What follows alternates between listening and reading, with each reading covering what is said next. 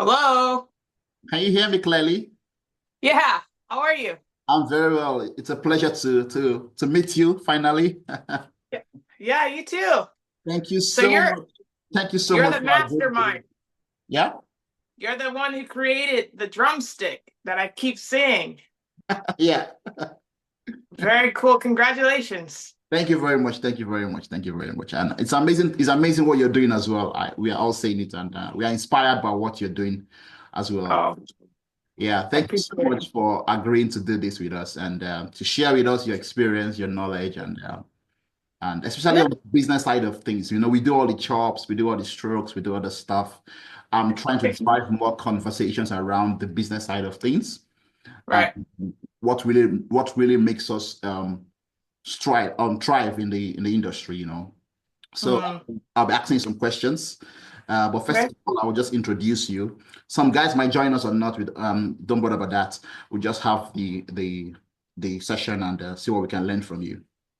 Okay. So, quick introduction about Cami Loops. Um, in case you don't know, she served in the U.S. Navy. Okay, she was touring with this in South Asia or Southeast Asia and performing with Grammy winners and in the jazz festivals worldwide. And her journey as a drummer, she's been also a music producer and a social media influencer. And she's known for her unique African-inspired rhythm, and her passion for music is evident in everything she does. She's a businesswoman because she has, I think, two businesses, if I'm right, and uh, and much more. So we just learn from her. So thank you once again for coming. Yes. Thank you for having me. Yeah. So the first question I have for you, let us see. So we'll talk about career beyond the stage. So you've successfully transitioned from being a full-time Navy musician to building your own business and brand. So Mm. what were the most significant steps you took to establish your businesses, and what lessons can other drummers learn from your journey?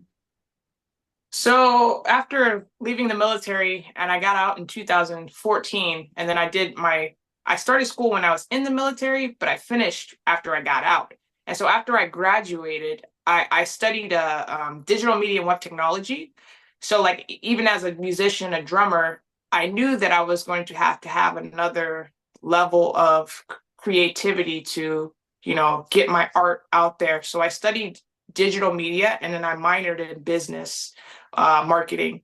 So that was my thinking because I knew I wanted to start a business. And I'm like, okay, I can use this school stuff as an opportunity to start, learning how to do that. So basically, after I graduated, I formed the Cami Music LLC. And it was cool because my school basically walked me through how to do that. And so that was my transition from going from the military, hopping into school, and then everything I learned in school, I immediately applied it. And so I started my business in 2000, the year I graduated, 2018. And that was the year I designed my website. I formed the LLC through a company called LegalZoom. So everything with taxes and everything was taken care of. I didn't want to I wanted to make sure I did it correctly. Hmm. And so it was like maybe less than a month, I got invited to go on tour, like with this Latin Grammy artist, Buika. So everything was like pretty quick. But this was 2019 was the last year before the shutdown. So it was kind of interesting how it all kind of played out. But to answer your question, yeah, I went from school to opening my own business.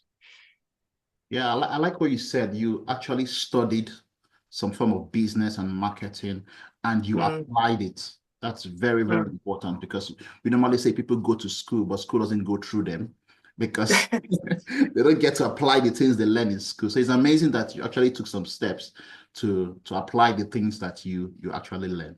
Thank you for sharing Mm. that. Thank you for sharing that. The next question For I'm sure. going to ask you is about your social media presence. I mean, it's not easy to get over 150K followers. We all know that. It's not easy. It's serious work. So your social Yeah. media presence has grown to over 150K followers. What strategies or what key strategies have been most effective in building your brand and attracting such a loyal following? So I noticed It was, I think, back in 2017. So after I had finished school, I had the time to start working on my own stuff. Because like in the military, they give you the music, you play what they tell you to play. You don't necessarily have that freedom to just do and play whatever you want on their time. On your own time, sure. So after I came out, I just had this freedom, like, oh, I can do anything that I want. I can create anything that I want. And so I started recording that. And I didn't know if people were actually going to relate to it or understand, because some of these rhythms are can be kind of complex, polyrhythms and stuff. But it was the stuff that my ear was kind of like, I was really liking it. And I just started sharing stuff like that.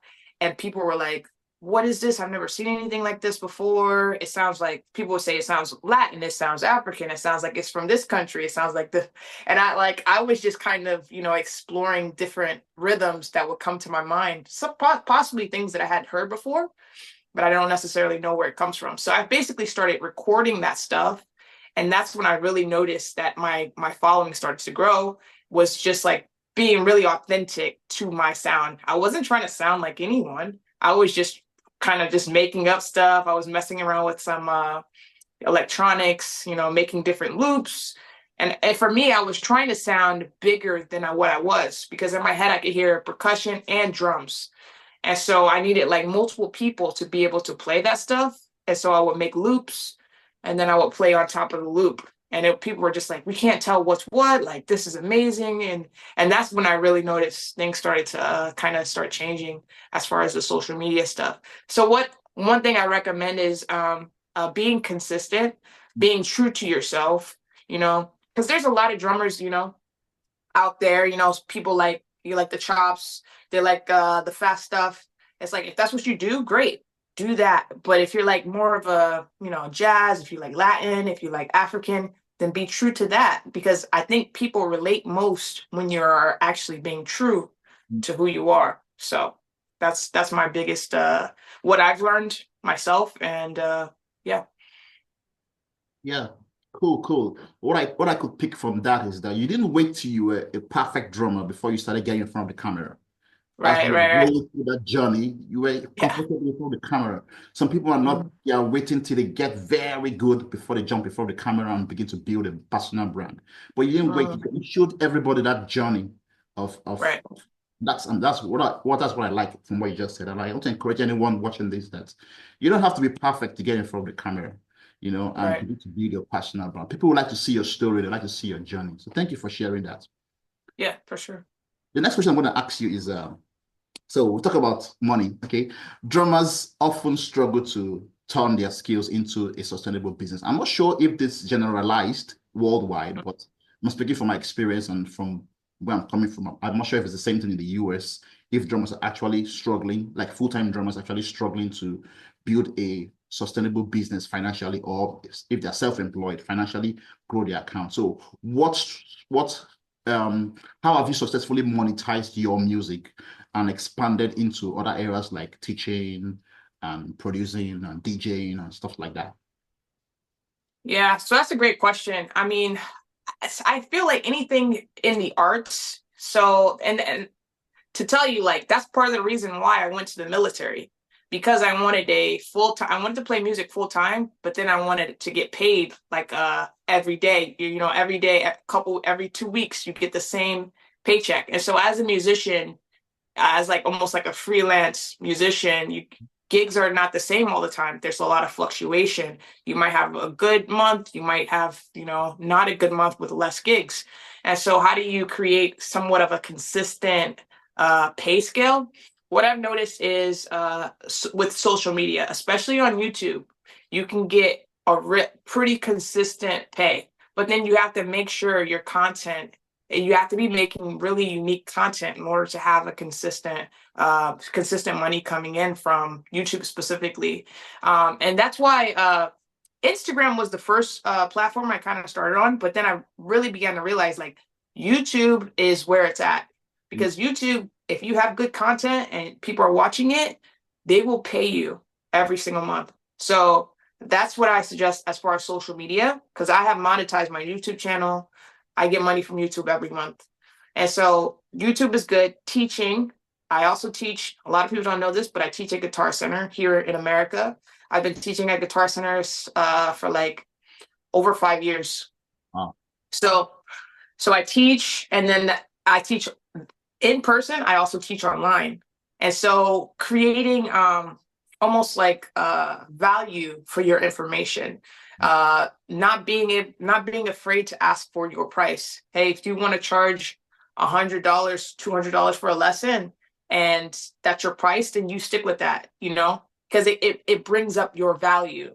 For me, I don't charge that much because I just want to share. Like, hey, I'll do a 30-minute lesson for like, $25, an hour lesson for like $50.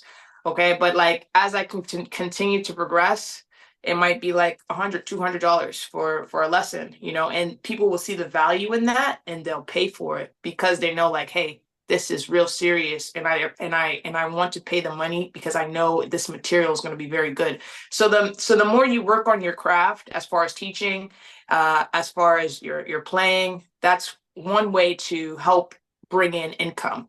And then you have gigs, right? If you can get a consistent gig, possibly with a small group. So the less people you have, the more money you can typically make. If you're with a group that has more than 5 people, they got to cut that, split that. Maybe the person that started the group is going to get the most money. And so I would say creating your own band or group and then advocating like for yourself and then advocating for your band. And that's what, even when I talk to a lot of musicians here in America, it's kind of the same thing. It's like one group will take less money and it takes the whole value down for everyone else. Like if it, and there's, it's so unique, it's so different because it's not like you could just be like, tell another band like, hey, don't take this, this is too low, keep your value high. People are like, nah, I want to do the gig. I'm going to take this money. It's like, even though it's not a good price, but it takes the value of everything down for all musicians. So I would say how you can make money is gigs, YouTube, specifically, focus on YouTube, teaching online, and then creating your own music. Definitely want to be creating your own music. And even if it's not something that you do it anyway. You know what I mean? Because I think that's such an important part of being a musician. And prior to the shutdown, I had never wrote my own music. Like during the shutdown, I've created my first album. And so that was my a true test of like faith and believing in God, like the possibility, something that I was so like unfamiliar with. Like I'm behind the drum set, I'm playing, I'm not writing lyrics and writing music. And so I would definitely suggest challenging yourself, no matter what you play, drums, trumpet, any instrument, create your own music. Oh, cool, cool, cool. What about DJing? Is that still something?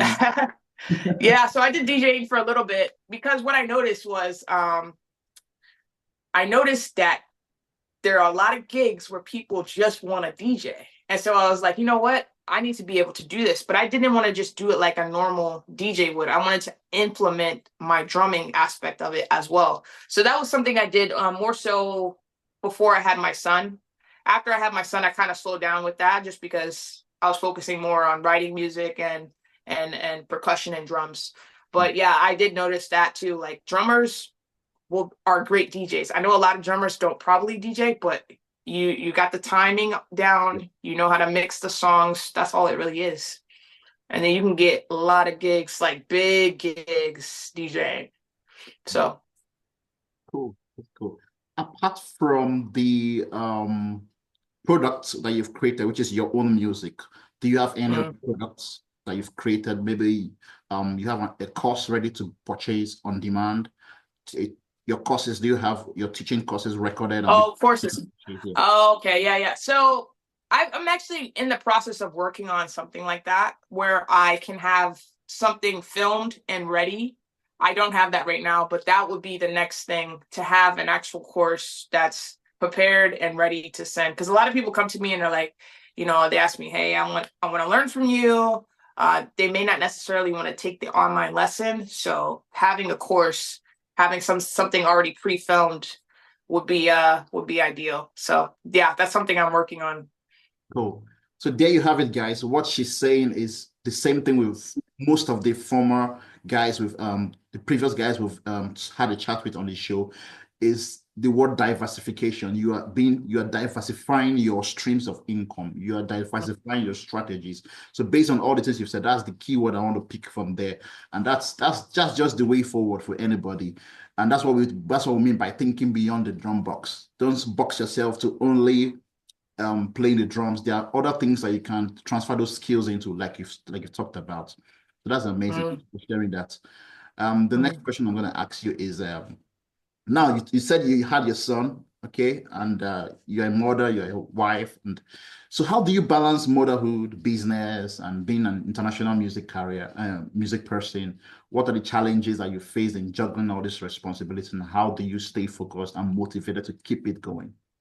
Mm. Wow. Yeah, it's so I have to trick myself basically because as soon as you start having kids, you have a family, you say to yourself, I don't have enough time, right? There's not enough time to do this. I don't have enough time to play. And then you tell yourself that and your mind will go, okay, you don't have enough time. And then you won't make time. But what I did after I had my son was like I kept telling myself I have more than enough time. I have more than enough time to get everything done.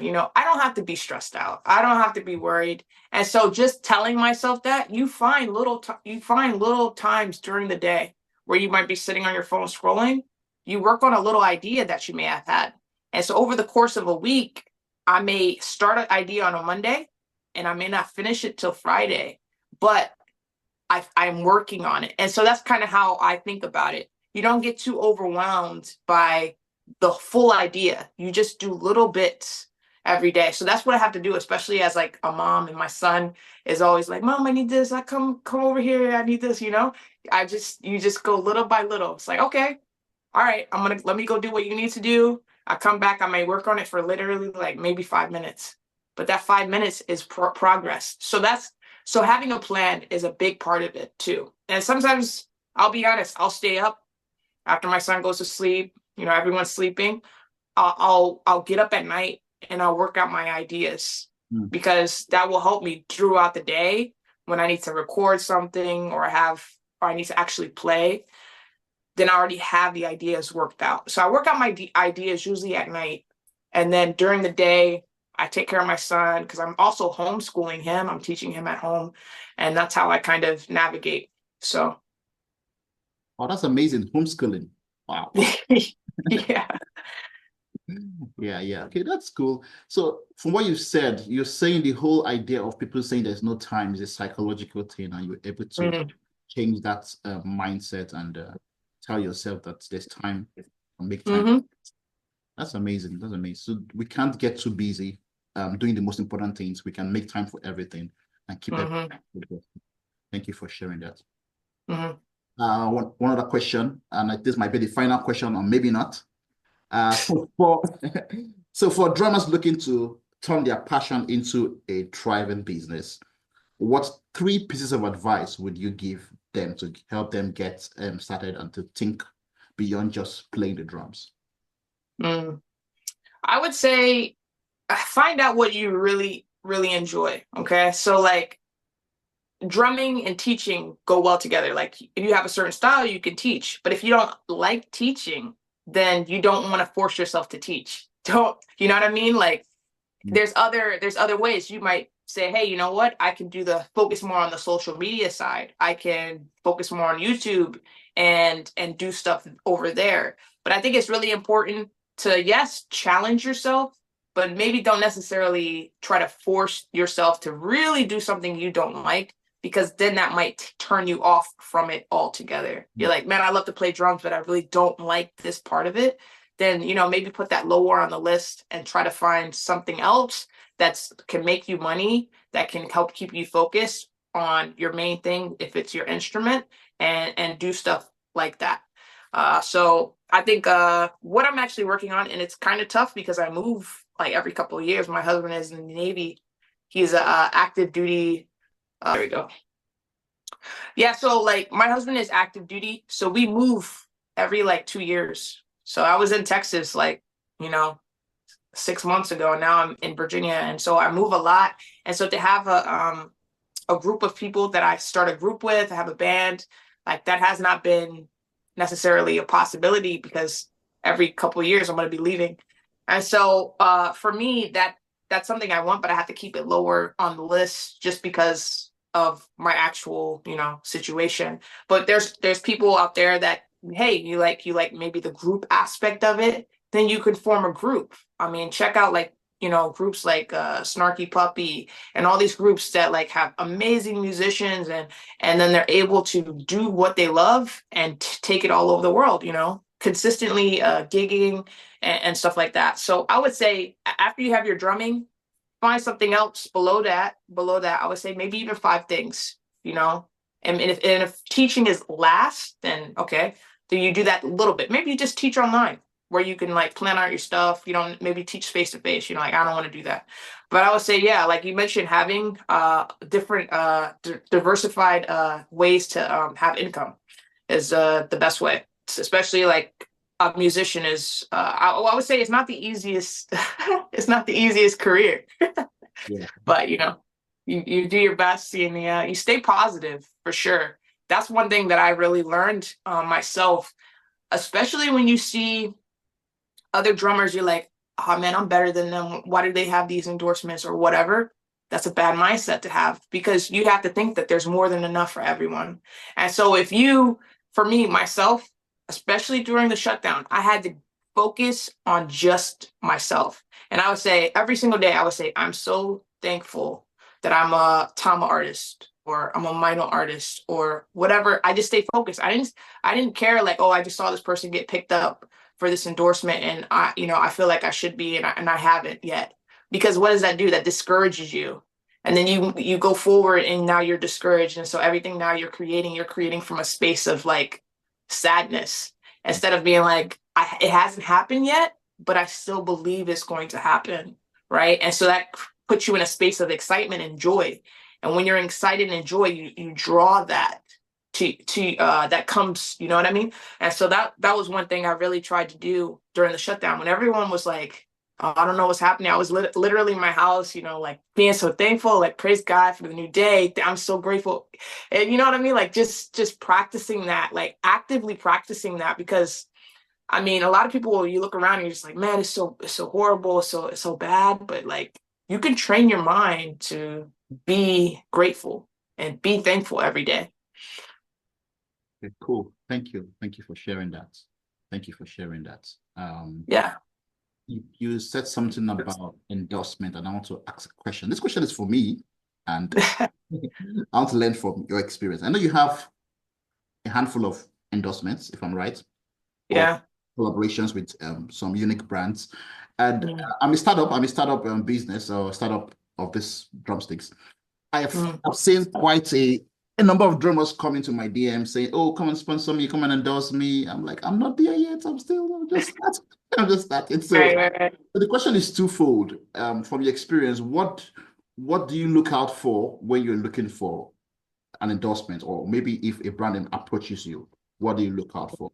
And what do you think brands are looking out for in collaborating with drummers or endorsing drummers? This will help That's a good question. everybody watching. Yeah.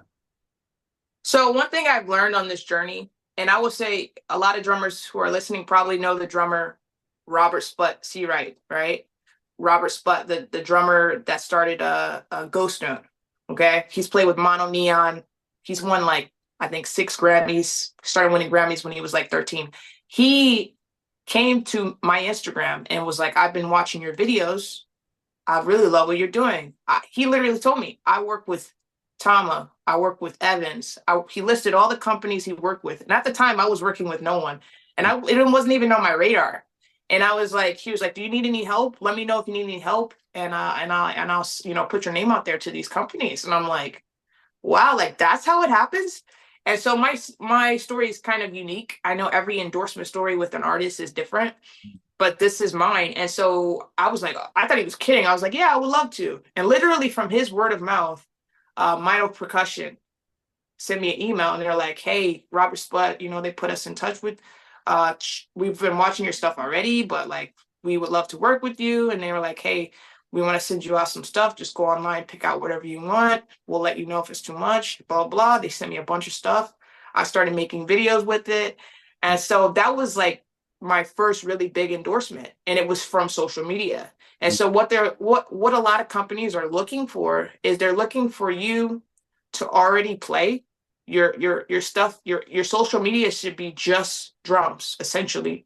Like you're an advertisement for a company that you're working with. And so when they go to your page, if they see you are essentially advertising stuff, whether it's, a certain brand, that tells the company that, oh man, I really like them.